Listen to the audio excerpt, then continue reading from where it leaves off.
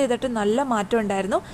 Acne ആണെങ്കിലും പിന്നെ ചെറിയ ചെറിയ കോമഡൗൺസ് ഉണ്ടാവുമല്ലോ നമ്മുടെ നെറ്റിയിലൊക്കെ വരുന്ന തരിതരി പോലുള്ളത്, അതൊക്കെ പോകാനും നല്ലതാണ്. ഇത് കുറച്ച് ലിപ്സ്റ്റിക്കാണ്. നൈക്കയുടെ മിനി ലിപ്സ്റ്റിക്സ് ഞാൻ മേടിച്ചിട്ടുണ്ടായിരുന്നു. ഫസ്റ്റ് ഷെയ്ഡ് വരുന്നത് ഗുള്ളാണ്. പിങ്കിഷ് കളറിലുള്ള ലിപ്സ്റ്റിക്കാണ് വരുന്നത്.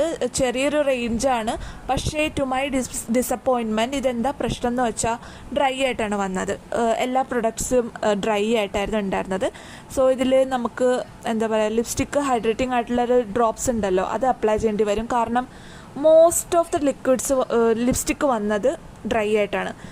ഗുള്ളിൻ്റെ ഷെയ്ഡ് അതാണ്. ഇനി അടുത്തത് ദില്ലി ഷെയ്ഡാണ്. ദില്ലിയും ഒരു ലൈറ്റ് പിങ്ക് പീച്ച് ഷെയ്ഡാണ്. ഞാനത് സ്വാച്ച് ചെയ്ത് കാണിച്ചു തരാം.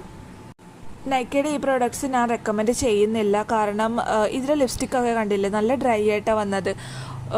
എനിവേ ഫസ്റ്റൊക്കെ മേടിക്കുമ്പോൾ നല്ല ഹൈഡ്രേറ്റിംഗ് ആയിട്ടുണ്ടായിരുന്നു. ഇതുവരെ ഫോർമുലേഷൻ മാറ്റിയതാണോ എന്താണോ എനിക്കറിയില്ല.